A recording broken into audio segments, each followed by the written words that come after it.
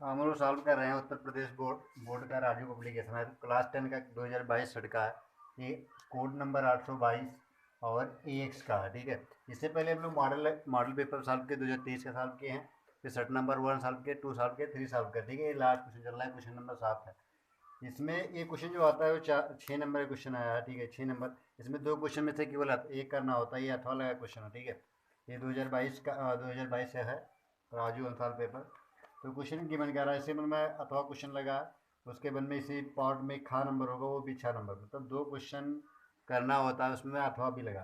ठीक है, तो क्वेश्चन गिवन क्या है देखते हैं। लिखा है कुछ निश्चित संख्या में छात्रों में 300 सेब समान रूप से वितरित किए गए।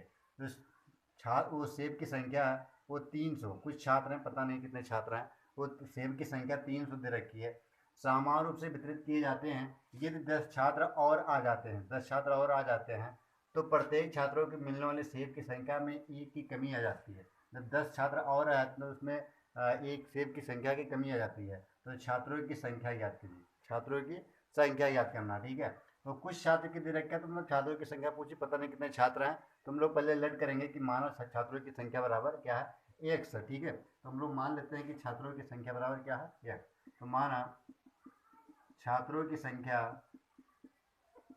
संख्या बराबर एक्स या एन मान लेते हैं, एक्स ही मान लेते हैं। ठीक है, एक्स है। ठीक है, अब क्या है कि इसमें कहता है क्या है कि 300 सेब है, कितने सेब है और समान रूप से वितरित होते हैं। अगर आपसे कहा जाए कि 20 सेब हैं, थोड़ी देर के लिए समझो, अगर 20 सेब है और आपसे कहा जाए 5 व्यक्ति हैं या 5 छात्र हैं, तो कितना कितना सेब मिलेगा। तो हमें पता है कि यहाँ 20 को अगर हम लोग 5 से डिवाइड करेंगे तो 5 20 मिलेगा, 5 20, मतलब एक आदमी को देखो, पाँच पाँच छात्र एक खड़े हो गए, 3 2 5 हो गए। अब 20 सेब है तो कितना कितना, देखो एक बार ये लिए 2 3 4 5, एक सेब 5 से 5, एक बार एक एक सेब पाएंगे 5 सेब, दुआ 2 3 4 5 6 7 8 9 10 11 12 13 14 15 16 17 18 19 20, ज़्यादा हो गया 20। एक मिनट देखिए, 4 4 आएगा। ठीक, 5 छात्र है ना, ठीक, 20 छात्र उसमें कंप्लीट होता है। देखो 5, एक मिनट 4 से मतलब है, या 4 4 नहीं 5 है समझो। तो अगर आपसे कहा जाए कि कितने कितने पाएंगे, तो अगर 20 छात्र है ना, तो इसे डिस्ट्रीब्यूट करके चले जाएँ तो 5 चक्कर पाएंगे। फिर दोबारा में पाएंगे, देखो एक चक्कर में 5 सेब खत्म होगा, एक एक पाएंगे तो कितना सेब खत्म हुआ, 20 रहा, 20 सेब थे, अब 5 खत्म हो गए तो कितना बचे, अब 15 बचे, और एक चक्कर खत्म हो गया, एक चक्कर खत्म हो गया। फिर दोबारा करेंगे तब भी 10 सेब खत्म हो जाएंगे, दूसरा चक्कर में खत्म हो जाएगा। और तब इसी प्रकार तीसरे में खत्म करेंगे तो हम लोग 3 चक्कर खत्म, 15 सेब खत्म हो गए, बचे अब कितना, मात्र 5 सेब बचे हैं। तो ये चौथे चक्कर में, मतलब कितने कितने कितने सेब पाए, देखो 4 चक्कर 4 4 सेब पाए। तो अगर आप हम लोग करते क्या है, कहने मतलब में ये, अगर 20 सेब है, अगर 5 छात्र हैं तो 5 को हम लोग डिवाइड कर देते हैं, 5 24, तो 4 4 का मतलब एक ही पर्सन मतलब आता है। ठीक है, तो अगर वही चीज़ कुछ देखा कि मान जाएगा कि कहा गया है कि सेब की संख्या कितना, 300, जैसे मैं 20 दे रखा था, छात्र कितने थे इसमें, 5 छात्र है, तो आ गया। उसी प्रकार अगर माना छात्रों की संख्या जो है वो x है, तो सेब की संख्या कितनी है, देखो सेब की संख्या कितनी है, सेब की संख्या बराबर कितना है, देखो 300 सेब है, 300 सेब है। कहा था समान रूप से वितरित किया, देखो 4 4 सेब सभी में पाए हैं ना, 4 5 20 तभी तो हुआ 4 4। तो अगर अब देखो ये प्रश्न एक प्रथम शर्तानुसार लिख सकते हैं, प्रथम शर्तानुसार, प्रथम शर्तानुसार। अब इसमें कहता है क्या है कि प्रत्येक को 5 5 से मिले, 300 बट्टा, अब देखो जैसे 20 बट्टा 5 लिखे थे, 300 बट्टा कितना हो जाएगा, एक्स। शर्तानुसार मतलब क्या होगा कि समान रूप से वितरित किए गए सेब, समान रूप से वितरित किए गए सेबों की संख्या, वितरित किए गए सेबों की संख्या, वितरित किए गए सेबों की संख्या, सेबों की संख्या बराबर कितना हो जाएगा, देखो जिसमें 20 लिखा है 300 बटा x हो जाएगा, 300 बटा कितना हो जाएगा, x। तो 300 बटा x मिल गया। ठीक है, तो ये प्रथम शर्तानुसार मिल गया। अब द्वितीय शर्तानुसार में क्या कहता है, देखो ये 10 छात्र और आए गए, तो देखो द्वितीय शर्तानुसार लिखते हैं, द्वितीय शर्तानुसार, शर्तानुसार इसमें कहता है क्या है, जब 20 छात्र और वो 10 छात्र हो जाते हैं, जब 10 छात्र और आ जाने पर, आ जाने पर छात्रों की संख्या कितना होगा, पहले x थी, अब कितना हो जाएगा x प्लस 10 छात्र हो जाएंगे। ठीक है, x प्लस 10 छात्र। अब क्या कह रहा है कि जब सेबों की संख्या में एक कमी आ जाती है, मतलब पहले में दूसरे में जो संख्या का जो इंटरवल है वो की कमी आ जाती है, तो अब यहाँ से लिख देते हैं। तो अब कितना देखो, अब जो सेबों की संख्या में ये कमी आती है, मतलब क्या मिल जाएगा हम लोगों को कि एक्स प्लस 10/10, मतलब दोनों का जो ये वाले संख्या में इन वाले में देखो छात्रों की संख्या आप लिखेंगे 10 छात्रों को 10 और आ जाने पर छात्रों की संख्या एक्स प्लस 10 हो गया। अब जब जब 10 छात्र, मतलब ये लिख दे रहे हैं, ठीक, और आ जाने पर समान रूप से वितरित हुए हैं, जाने पर समान रूप से वितरित हुई संख्या, वितरित संख्या, तो x प्लस 10/300 हो जाएगा। ठीक है, फिर कहता है क्या इसमें एक की कमी आ जाती है, मतलब दोनों में इसका जो डिफरेंस होगा वो वन के बराबर होगा ना, वो क्या अंतर है ना एक का।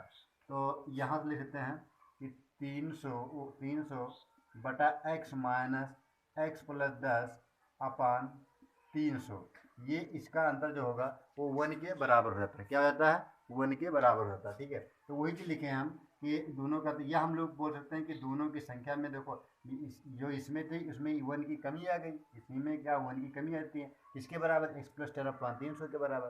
तो अल्टीमेटली बात तो वही है। तो सॉरी, ये 300 बटा हमको लिखना चाहिए, 300/x प्लस 10, कोई छात्र से डिवाइड करना ना, तो 300/x प्लस 10 हो जाएगा। ठीक है, अब हम लोग सॉल्व करते हैं तो कुछ क्या मिलेगा।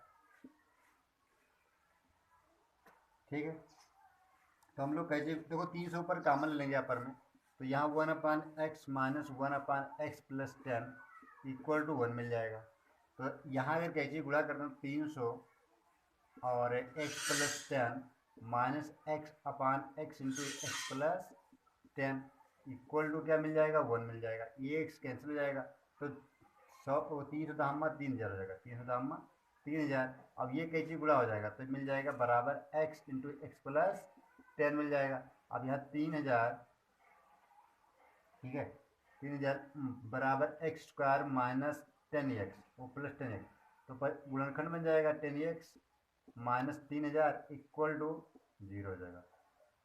ठीक है, इक्वल टू 0। हम लोग क्या करेंगे, देखो गुणनखंड कर लेंगे तो सॉल्व हो जाएगा, जो x की वैल्यू जो आएगी वही हमारा क्या हो जाएगा, ये आंसर हो जाएगा। ठीक है, तो अब यहाँ से देखते हैं जो गुणनखंड करेंगे, लोगों को पता है कि 60 गुणे 50 इक्वल टू कितना होगा, 6×5 = 6×5 ये हो जाएगा और डबल 0 बढ़ जाएगा, तो 3000 मिल जाएगा। अगर 60 में हम लोग 50 जाएगा तो कितना 10 बचेगा, गुणनखंड तो सही करते हैं ना, तो यहाँ x square plus 60x plus वो minus 50x minus 3000 equal to 0, ठीक होगा। अब इसमें क्या x कामन ले लेंगे तो x प्लस 60, और इसमें क्या माइनस 50 कामन लेंगे तो x प्लस 60 इक्वल टू 0।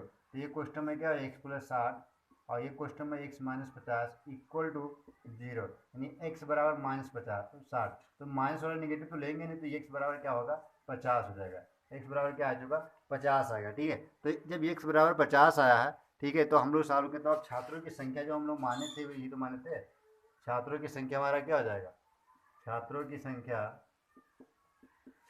संख्या इक्वल टू कितना हो जाएगा 50 हो जाएगा, यही हमारा क्या हो जाएगा आंसर हो जाएगा। ठीक है, छात्रों की संख्या कितना आ जाएगी 50 आ जाएगी। तो ये 6 नंबर का क्वेश्चन था, बहुत डिफिकल्ट नहीं था, हल्का समझने वाला क्वेश्चन था। ठीक है, तो ये लोग सॉल्व करते हैं, जो इसके बारे में जो अथवा नंबर दे रखे हैं वो भी क्वेश्चन हम लोग सॉल्व करते हैं। ये 6 नंबर का था। ठीक है, तो ये मिटा दे रहे हैं हम।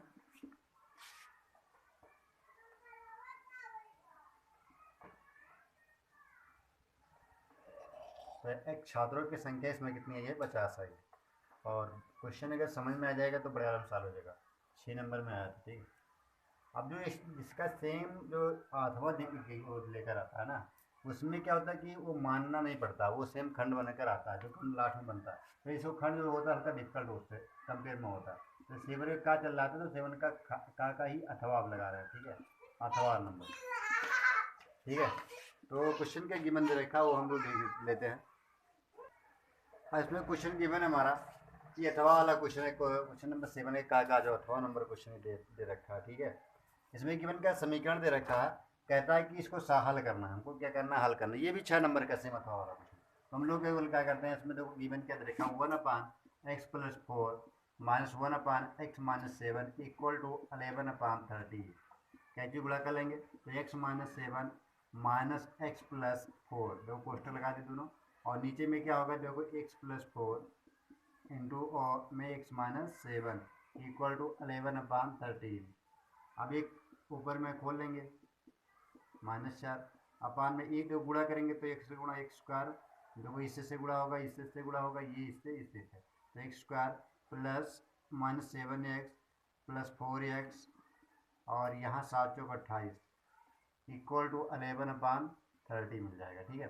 तो यहाँ से देखो x कैंसिल हो जाएगा और 7 × 4 = 11 - 11/x² और 4 × 3 = 7, ठीक है। तो -3x -28 = 11/30। ये कैसे गुणा होगा, तो यहाँ से भी गुणा करेंगे तो 0 जाएगा, 0 11 33, 330 माइनस करते और ये कैसे गुणा, एक मिनट देखो 11 11 हम लोग 11 एकन्नम 11 11 एकन्नम तो काट भी सकते हैं। तो 30 एकन्नम -30 = x² - 3x - 28, यही होगा। अब देखो यहाँ से हम लोग फिर लिख सकते हैं, देखो x² लिखा रहने दीजिए, -3x होगा -28। अब इसको 95 करेंगे तो +30 हो जाएगा, = 95 किया तो +30 होगा। अब x² - 3x अब +2 = 0। अब गुणनखंड करेंगे एक है, तो 2 × 1 = 2 एंड 2 - 2 - 1 = कितना मिल जाएगा, 3 मिल जाएगा। तो गुणनखंड बन जाएगा x² - 2x - x + 2 = 0। एक क्वेश्चन में x कामन ले लेंगे तो x - 2 एंड -1 कामन लेंगे तो x - 2 = 0। गुणनखंड कर रहे हैं, अब देखो दोनों में एक कामन हो जाएगा तो x - 2 एक क्वेश्चन में हो जाएगा, x - 1 क्वेश्चन में = 0।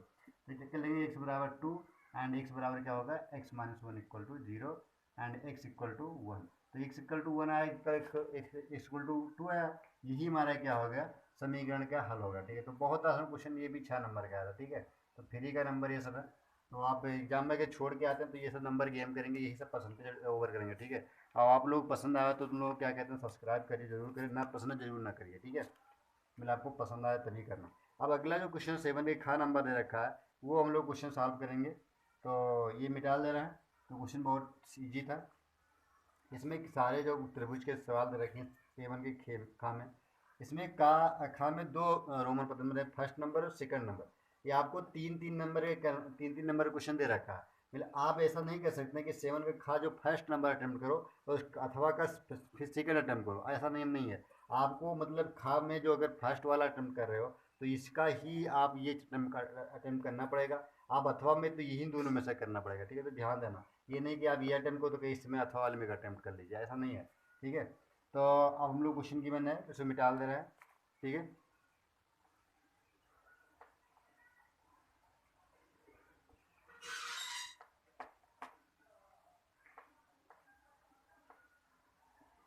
अब जो 7 का ये का नंबर समाप्त हो गया, अब खा नंबर हम लोग देखते हैं। तो 7 का खा नंबर हमारा देखो क्या है, इसमें दे रखा चित्र दे रखा, चित्र एग्जाम में बना रहेगा। चित्र में दे रखा, चित्र में कि ए बी जो है हमारा लंब है बी सी पर, और जो डी लंब है हमारा ए सी पर। तो सिद्ध कीजिए, तो सिद्ध कीजिए कि त्रिभुज ए बी सी और समरूप होगा किसके, ये ए बी, ठीक है। और ये चित्र एग्जाम में बना रहेगा, आपको बना दे रहे हैं हम भी, ऐसा चित्र कुछ बना है। और एक ये त्रिभुज है, ये कहता है कि ये 90 डिग्री बनाया है और एक 90 डिग्री ये बना है, और इसमें बी यहाँ है और सी ये है और ये है एंड डी है, ठीक है। तो ये चित्र आपको एग्जाम में बना रहेगा, ये 3 नंबर में आया है, 3 नंबर में। और इसी का जो सेकंड वाला भी है 3 नंबर, आपको ये दोनों में करना पड़ेगा अगर ये कर रहे हैं तो, ठीक है।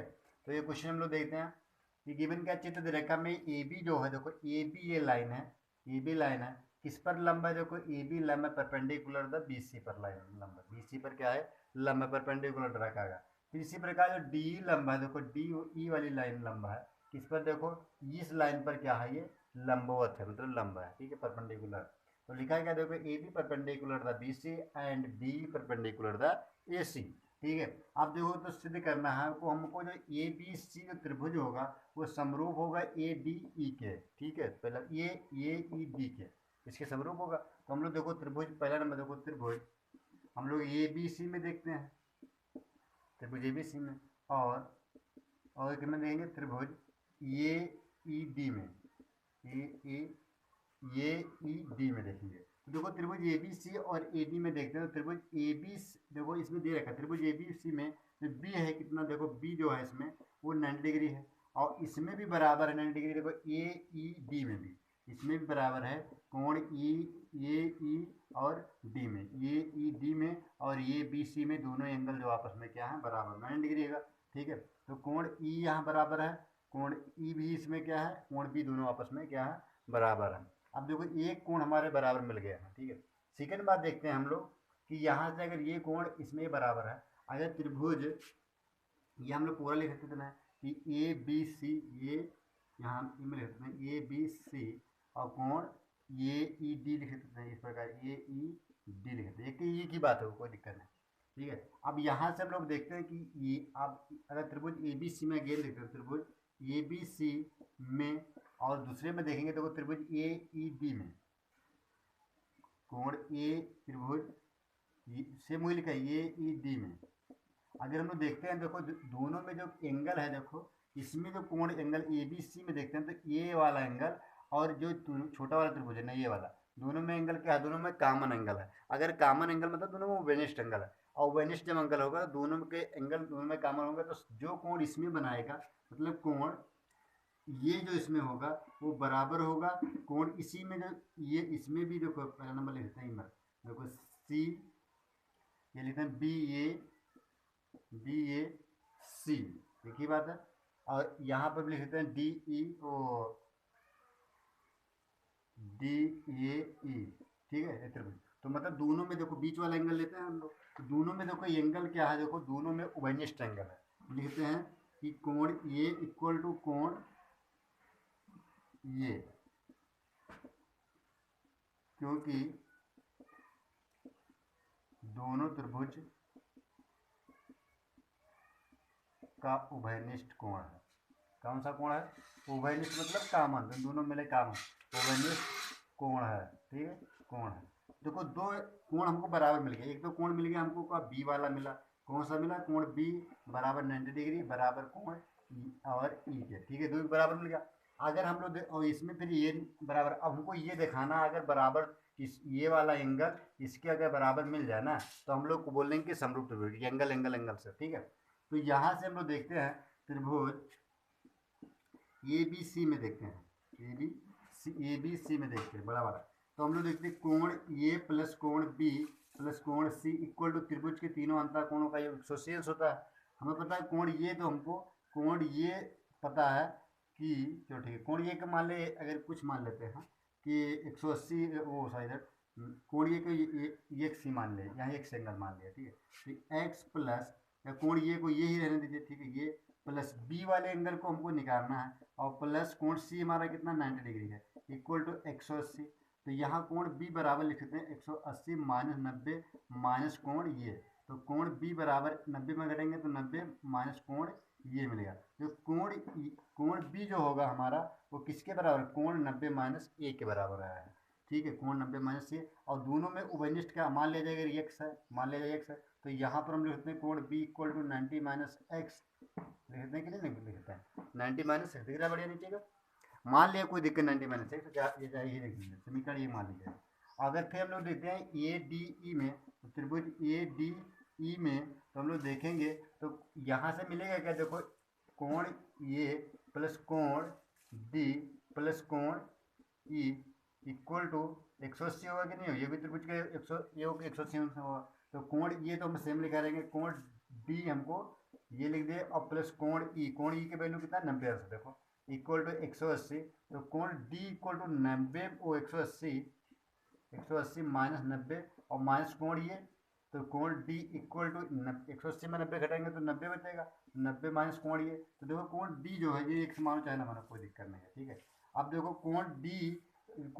जो कोण डी है वो 90, ये समीकरण मान लो 2 लिखा, 90 माइनस ये भी आया, 90 माइनस ये आया, तो दोनों में अब देखो समीकरण 1 और समीकरण 2 को देखते हैं, तो समीकरण 1 और समीकरण 2 से, तो 2 को जो देखेंगे 1 और 2, तो देखने के राइट हैंड इक्वल है, मतलब दाहिना पक्ष बराबर है, तो लेफ्ट हैंड भी बराबर होंगे। ये हम बोल सकते हैं कि कोण बी जो होगा वो जो ये वैल्यू है ना, ये वैल्यू है, तो इस ये वैल्यू पे क्या लिखा है, कोण डी लिखा है, तो लिखते हैं कोण डी लिख सकते हैं। तो आपस में ये लेफ्ट हैंड बराबर, ये बराबर राइट हैंड बराबर होंगे, तो लेफ्ट हैंड में आपस में बराबर होंगे, तो कोण बी इक्वल टू कोण डी के लिख सकते हैं। अगर देखो कोण बी हमारा है, कोण डी बी जो है, कोण सॉरी सर बी नहीं यहाँ लिखा था, डी लिखा और ये बी लिखा, ये तो बी तो 90 है भाई, कोण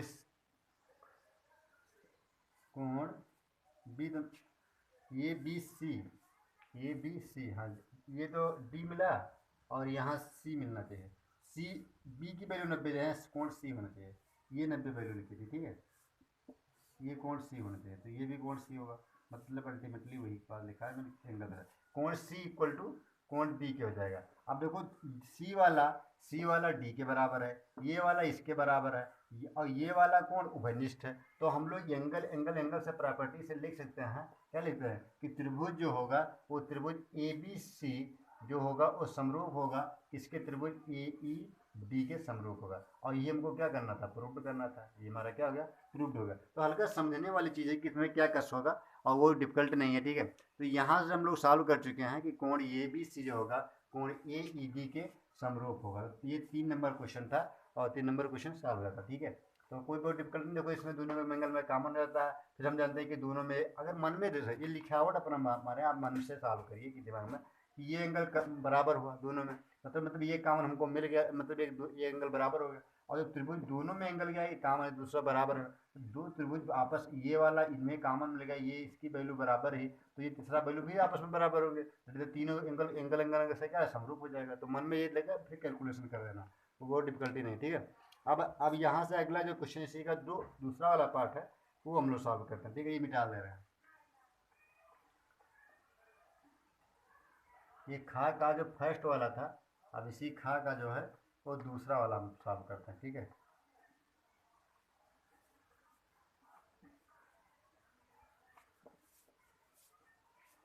तो खा का दूसरा नंबर है, देखते हैं हम लोग।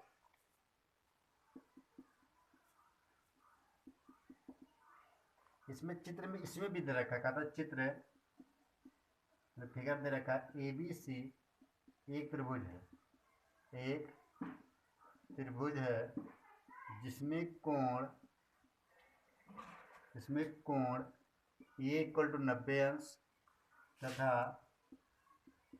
ए डी जो लंब है परपेंडिकुलर है बी सी पर है, तो सिद्ध कीजिए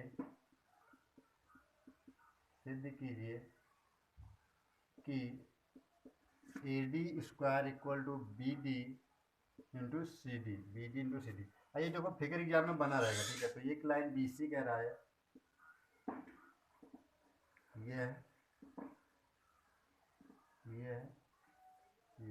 ये 90 डिग्री है, और ये त्रिभुज बना है ए बी सी बना, तो ये यहाँ पर है, ठीक है, बस ये, और ये डी है, ये फिगर आपको एग्जाम में बना रहेगा, ठीक है, क्योंकि दे रखा है चित्र में ए बी सी त्रिभुज है।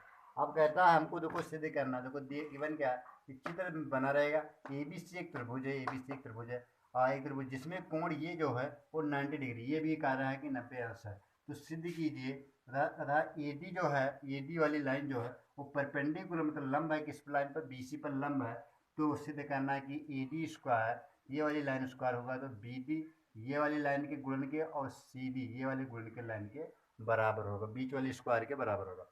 अब यहाँ से लोग देखते हैं क्या है कि पहला नंबर क्या है कि हम लोग कोण, कोई ये 90 है तो ये भी लंबवत है, तो ये भी 90 अंश होगा, मतलब ये एंगल कितना होगा, 90 अंश होगा, तो हम कोण त्रिभुज बनाएगा। तो हम लोग देखते हैं कि त्रिभुज ए डी बी में, तो कोण ए डी बी में इक्वल टू कितना 90 अंश है, तो हम लोग पाइथागोरस प्रमेय लगा देते हैं, ठीक है, तो फिर पाइथागोरस मिल जाएगा हमको।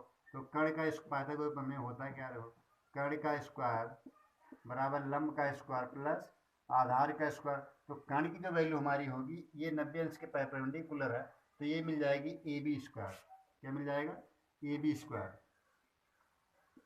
A B square equal to, देखो A B square equal to लंब का स्क्वायर कितना होगा, देखो लंब हमारा क्या ये होगा, ये कर्ण बन गया इस एंगल के लिए, यहाँ लिए तो ये कर्ण बन गया लंब 90 अंश के सामने वाली भुजा, ये लंब बन जाएगी, तो लंब क्या हो जाएगा ए डी का स्क्वायर प्लस ये क्या हो जाएगा बी डी का स्क्वायर, बी डी का स्क्वायर। ठीक है, अब सेकंड वाले एंगल में देखेंगे कौन सा, ये समीकरण मान लिया जाए एक लिखा है। ठीक है, अब इसके बाद में हम सेकंड वाले में देखेंगे ए डी सी में, तो कोण ए डी सी में, तो इसमें क्या होगा कि ये लंब है हमारा, तो लंब के सामने कर्ण होगा, तो ये भी कर्ण स्क्वायर बराबर लंब का स्क्वायर प्लस आधार का स्क्वायर, तो जो कर्ण का स्क्वायर हमारा क्या ए सी लगा, तो ए सी स्क्वायर बराबर, अब देखो लंब का स्क्वायर मतलब ए डी का स्क्वायर प्लस डी सी का स्क्वायर हो जाएगा, आधार मतलब डी सी का स्क्वायर। अब देखो समीकरण 2 मान लिया, अब समीकरण ये को समीकरण 2 को हम लोग क्या कर रहे हैं, देखो ये कर रहे हैं समीकरण 1 एंड समीकरण 2 से हमको ये कर रहे हैं एंड लिख दो, तो जोड़ने पर लिख रहे हैं, जोड़ने पर, तो अगर जोड़ेंगे तो हमें मिलेगा, देखो A B square plus A C square equal to, देखो इसमें लिखा देखो ए डी का स्क्वायर प्लस बी डी का स्क्वायर प्लस ये लिखा ए डी का स्क्वायर प्लस डी सी का स्क्वायर, ये तो लिखा। अब ए डी यहाँ ए डी यहाँ, तो 2 ए डी का स्क्वायर प्लस बी डी का स्क्वायर प्लस डी सी का स्क्वायर किसके इक्वल होगा, ए बी का स्क्वायर प्लस ए सी का स्क्वायर होगा। ये समीकरण हम मान लिए क्या मान लिए, तीसरा मान लिया। ठीक है, तो हमको मिल चुका है कि ए बी का स्क्वायर बरा ए बी का स्क्वायर, एक मिनट देखो ऊपर लिखने हल्का दिख कम रहा, ए बी का स्क्वायर ये यहाँ लिख दे रहा है। ठीक है, मिला हमको ए बी का स्क्वायर प्लस ए सी का स्क्वायर बराबर ए डी का स्क्वायर, ये ए डी मिलेगा 2 ए डी स्क्वायर हो जाएगा, और प्लस बी डी का स्क्वायर प्लस डी सी का स्क्वायर, ये मिल चुका।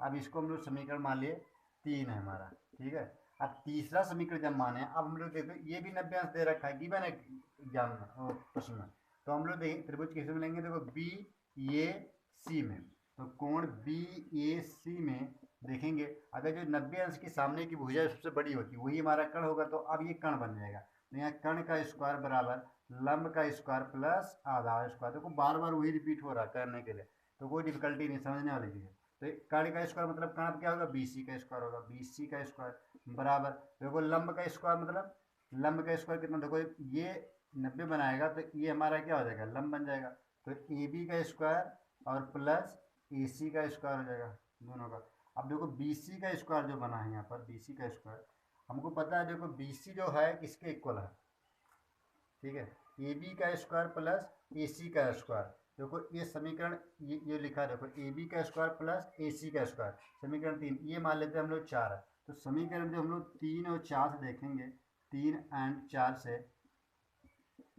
देखते हैं, तो देखो जो ये वैल्यू है, ये वैल्यू देखो आपस में बराबर है कि नहीं है, तो जो यहाँ पर वैल्यू लिखी है A B square plus A C square और 4 देखते हैं, तो यहाँ पर हम लोग क्या लिखते हैं, बी सी का स्क्वायर लिखते हैं, बराबर क्या हो जाएगा 2 ए बी का स्क्वायर प्लस बी डी का स्क्वायर प्लस डी सी का स्क्वायर लिखते हैं, लिखते हैं कि नहीं लिखते हैं, मतलब लिखते हैं बी सी का स्क्वायर बराबर 2 ए डी का स्क्वायर और प्लस में क्या लिखते हैं हम लोग, बी सी का स्क्वायर लिखते हैं। ठीक है, तो इतना हम लोग हो गया बी सी का square equal to 2 A D का स्क्वायर प्लस बी डी का स्क्वायर। ओके, अब हम लोग बी सी बराबर इतना मिल गया है ये। अब हम लोग चूंकि पता क्या है, देखो कि बी सी जो है हमारा, देखो ई आई लाइन किसके बराबर है, देखो बी सी बराबर है B D plus D C के बराबर है, तो यहाँ पे तो B C B D plus D C का होल स्क्वायर बराबर 2 ए डी का स्क्वायर प्लस बी डी का स्क्वायर प्लस डी सी का स्क्वायर, ये लिख सकते हैं ना। अब ये प्लस बी का होल स्क्वायर इसमें ओपन कर लेंगे, क्या खोल लेंगे,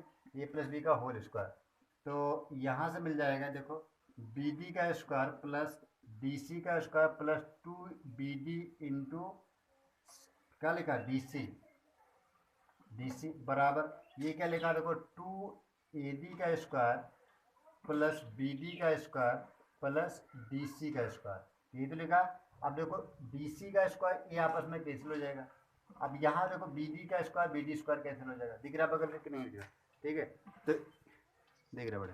अब यहाँ से क्या है, देखो ये मिल गया आपको 2 ए डी का स्क्वायर, तो 2 ए डी का स्क्वायर बराबर किसके बदल 2 B D into D C हो जाएगा, तो ये कैंसिल हो जाएगा, इंटू ढेर लगा, तो ए डी का स्क्वायर बराबर B D into D C, यही तुमको उसकी प्रूव करना। देखो ए डी का square plus B D into C D या डी सी के बाद, ठीक है, तो यही हमको क्या होगा, प्रूव हो गया। तो क्वेश्चन बहुत डिफिकल्ट नहीं था, आपको केवल पाइथागोरस में देखो बार बार आगे रहेंगे, केवल किसमें एंगल, देखो ये एग्जाम के लिए पॉइंट मिलता है कि ये आपको इंपॉर्टेंट है कि किस एंगल में हम लोग कुछ क्या कर रहे हैं, ये वाला एंगल में इंपॉर्टेंट है, और इसमें क्या है कि ये वाला, ये तीनों बार में क्या किया गया, हम लोग केवल कर्ण स्क्वायर बराबर लंबे स्क्वायर प्लस आधार स्क्वायर लगा हुआ है। फिर उसमें बाद में क्या किया गया हम लोग को, फिर देखो दोनों में क्या किया था, ये समीकरण जो अलग अलग जो एंगल है इनको हम देखो ये वाले और ये वाले का लगाए, तो इसको क्या दोनों में आपस में क्या कर लिए, वो जोड़ लिए हैं, तो हमको A B square plus A C square मिलता है, जो कि ये इसके बी सी के बराबर लिखते हैं, और बी सी बराबर क्या भुजा वो ओपन कर लेंगे, ए प्लस बी का होल स्क्वायर,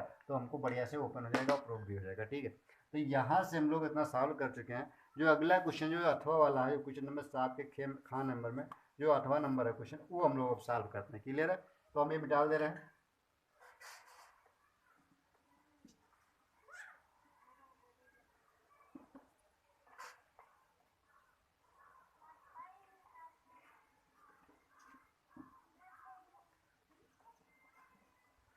तो मिटा चुके हैं। अब देखो इसमें अथवा वाला क्वेश्चन, क्वेश्चन नंबर 7 का अथवा वाला दिखाते हैं।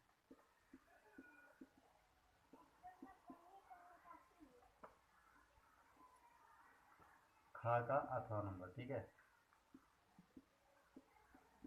इसमें खा का अथवा के पहला नंबर ये लगा रहे हैं, तो गिवन क्या है वो हम लोग लिख लेते हैं, उसके बाद हम लोग फिर सॉल्व करते हैं, क्लियर है। अब क्वेश्चन का गिवन दे रखा है कि क्वेश्चन नंबर 7 का खा नंबर क्वेश्चन है, ठीक है। अब इसमें जो खा नंबर जो अटेम्प्ट करेगा तो दोनों में से कोई दोनों करना पड़ेगा, ठीक है। तो अथवा नंबर का फर्स्ट क्या रहेगा, ये भी 6 नंबर का, 3 नंबर का है, 3 नंबर का, तो दूसरा वाला है जो भी 3 नंबर का है। तो इसमें दे रखा है कि एक समबाहु त्रिभुज है, तो समबाहु त्रिभुज के लिए पता है इक्विलेटरल ट्रायंगल किस प्रकार होगा, जिसकी तीनों भुजाएं क्या होती है आपस में बराबर होती हैं, वैसे हम लोग क्या कहते हैं, समबाहु त्रिभुज, प्रत्येक डिग्री 60 डिग्री बनाता है। तो ये कोई मान लिया जाए कि साइड हमारी क्या है, ये मीटर है, और ये भी ये मीटर होगा, क्योंकि समबाहु त्रिभुज दे रखा है गिवन है। तो ए मतलब मान लीजिए कि ये है, बी है एंड सी है। फिर कहता है कि समबाहु त्रिभुज में, अब समबाहु त्रिभुज के बारे में कहते हैं, कहता क्या है कि सिद्ध कीजिए कि एक भुजा, तो एक भुजा कोई भी भुजा की आपस में तीनों भुजा क्या आर इक्वल है, तो एक भुजा का वर्ग, एक भुजा का क्या होगा वर्ग, जैसे ए सी हो सकता है, ए सी स्क्वायर, या बी ए बी का स्क्वायर हो सकता है, कुछ भी का वर्ग, इसके तीन वर्ग का 3 गुना, वर्ग का 3 गुना इसके किसी भी ऊंचाई, यहाँ पर कोई भी ऊंचाई की ऊंचाई सब जगह लोगे तो वो ये सेम रहेगी, क्योंकि हर जगह भुजा बराबर है, तो इसकी एक ऊंचाई का वर्ग का 4 गुना के बराबर होता है। हमको क्या करना, सिद्ध करना, तो बहुत आसान क्वेश्चन है। तो अगर इसमें हम लोग ए बी सी लिए हैं, यहाँ पर कोई पॉइंट ले लिया, ये डी है, और ये डिस्टेंस क्या है, ये है, ठीक है, ये डी है, तो कोई भी बराबर बराबर ये वाली भुजा A D equal to D भी होगा, क्योंकि बराबर पॉइंट पर काटेगी, ठीक है, तो ये डी होगा। और अगर ये पूरा ये है, तो ये तो ए बाई टू हो जाएगा, ये भी ए बाई टू हो जाएगा। और कोई भी अगर रेखा पर लंब है वो गिराएंगे, तो मतलब ये क्या हो जाएगा, अगर देखो सी डी जो है वो लंब होगा किस पर, ए बी पर लंब होगा, और अगर लंब होगा तो ये एंगल कितना भागों में डिवाइड करेगा, 90 90 उसमें, ठीक है।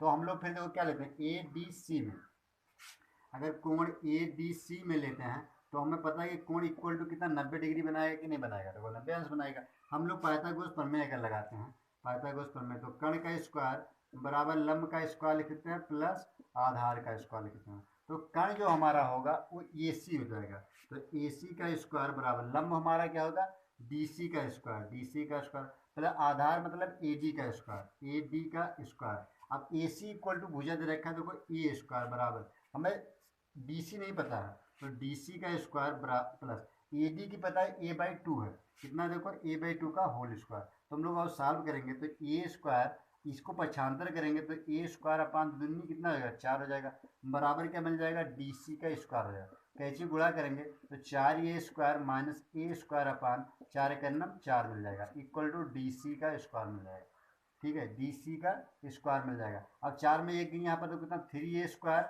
अपान 4 इक्वल टू डी सी का स्क्वायर, अगर 4 से फिर हम लोग मल्टीप्लाई कर दें तो हमें मिलेगा क्या, 3 A square equal to 4 D C का स्क्वायर, जहाँ डी सी क्या है, देखो डी सी क्या लंब है, जहाँ जहाँ D C D C D C त्रिभुज की क्या ऊंचाई है, त्रिभुज की ऊंचाई है, यही तो है, डी सी क्या त्रिभुज की ऊंचाई है। अब देखो ये क्या है, देखो ये हमारा क्या है, AC की भुजा की मापांक है भुजा की, तो 3AC का स्क्वायर लिखा है इंटू 4DC का स्क्वायर लिखा है, 4DC का स्क्वायर। हमको तो यही प्रूव करना था, देखो यही प्रूव हो गया, बहुत आसान क्वेश्चन था हमारा। देखो गिवन क्या था कि एक समबाहु त्रिभुज जिसकी जगह एक भुजा, कोई भी भुजा से AC इसकी क्या समबाहु त्रिभुज की भुजा है, AC क्या समबाहु त्रिभुज की भुजा, लिखा ए समबाहु त्रिभुज की भुजा क्या वर्ग, इसका कोई क्या कह रहा है कि वर्ग कर दिया जाए, तो वही तो लिखा AC का वर्ग, ये लिखा का 3 गुना, देखो 3 का बार मल्टीप्लाई हो रहा है ना, 3 गुना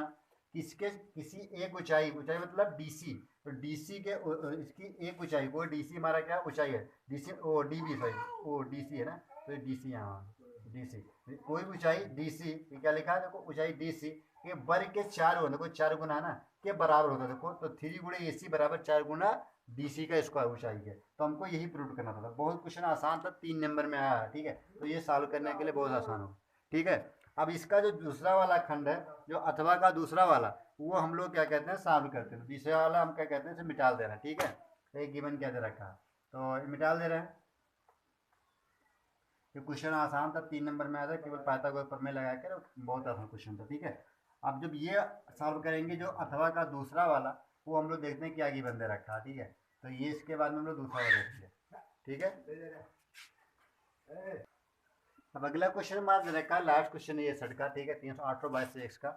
इसमें गिवन क्या दे रखा था कि चित्र देख बना, इसमें चित्र बना रहेगा, ठीक, एग्जाम में देखो चित्र बना, ये लास्ट वाला क्वेश्चन सॉल्व कर रहे हैं, ये भी 3 नंबर का है, ठीक है, ये भी 3 नंबर का। तो इसमें गिवन क्या दे रखा है कि चित्र में PQR, देखो PQ और R, P क्या दे रखा है और Q दे रखा है और क्या दे रखा है R दे रखा है। तो इसमें चित्र में गिवन दे रखा, ठीक है, गिवन दे रखा क्या क्या क्या क्या कह रहा है, देखो PQR एक क्या कहते हैं भुजा P और R, देखो P और R ये वाली भुजा, और Q और R, देखो Q और R का पर बिंदु जो यस और टी, देखो यस और टी, देखो पी आर पर क्या है यस बिंदु है, और क्यू और पर कौन सा बिंदु, देखो टी बिंदु है, टी है। तो यदि कोण पी जो है, ये वाला कोण जो है, वो कोण आर टी एस मतलब आर टी एस ये वाले कोण के बराबर है, दोनों कहता है। तो सिद्ध करना है कि पी क्यू आर और आर टी एस, आर देखो आर टी एस ये वाला दोनों क्या होगा, समरूप त्रिभुज होगा, ठीक है। तो सेम बताइए किस प्रकार लगेगा, जो ये क्वेश्चन नंबर 7 का पहला वाला लगा, सेम इसी प्रकार ये भी लगेगा, देखो किस प्रकार, इसमें क्या दे रखा 90 दे रखा, तो उसमें ये भी एक दे रखा है कि बराबर होगा, ठीक है, तो वही सेम लगेगा, एकदम क्लियर है। तो हम लोग देखते हैं कि हाँ देखो कोण पी क्यू आर में, देखो तो कोण पी क्यू आर में, और देखेंगे एस टी आर में, कोण एस टी आर में, ठीक है, त्रिभुज में देखेंगे, ठीक है, फोन ना कर रहे हो, तो त्रिभुज पी क्यू आर में और एस टी आर में देखते हैं, तो हम लोग देखते हैं कि जो दिया क्या है, दिया है कि कोण P बराबर कोण T क्या है, मतलब ये वाले कोण इसके बराबर है। तो देखो अगर ये वाला कोण इसके बराबर है, और अगर देखा जाए कि कोण पी क्यू आर, पी पहले वाले त्रिभुज P Q R and yes yes T और त्रिभुज यस टी आर में, ठीक है, इसमें तो हम देखते हैं। तो अगर बड़े वाला त्रिभुज में ये वाला जो एंगल होगा ना, ये वाला एंगल बड़ा वाला लेंगे तभी ये एंगल इसमें भी इंक्लूड हो जाएगा, और ये वाला भी लेंगे तभी इसमें आएगा।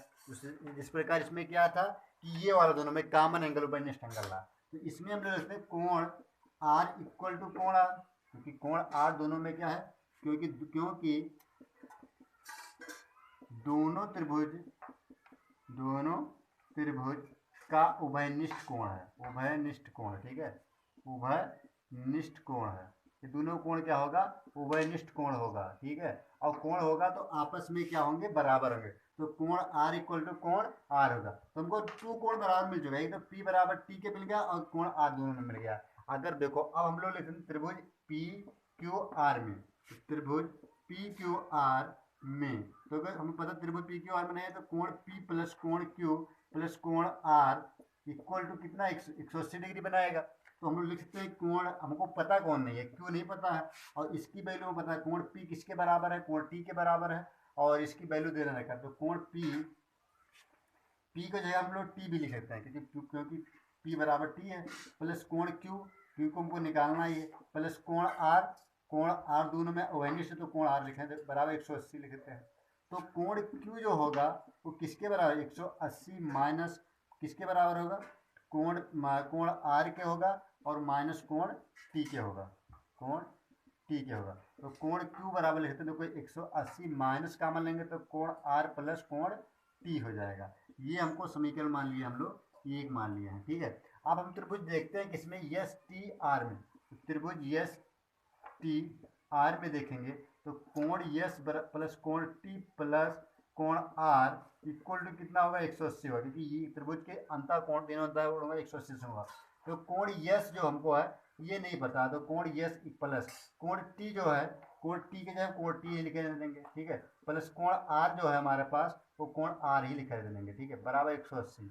तो हमको कोण यस इक्वल टू 180 माइनस इधर ले जाएंगे तो कोण टी हो जाएगा माइनस कोण आर हो जाएगा। तो कोण यस इक्वल टू 180 माइनस कामन लेंगे तो कोण टी प्लस कोण आर हो जाएगा। ये दोनों आपस में देखो, अब देखो समीकरण मान लीजिए इसको हम 2 मान लेते हैं, दिख रहा बढ़िया। तो कोण यस इक्वल टू मिल चुका हमको कोण टी प्लस कोण आर, कोण टी प्लस आर। और देखो ये वाला समीकरण 2 समीकरण 3 में देखते हैं तो समीकरण 2 समीकरण 3 में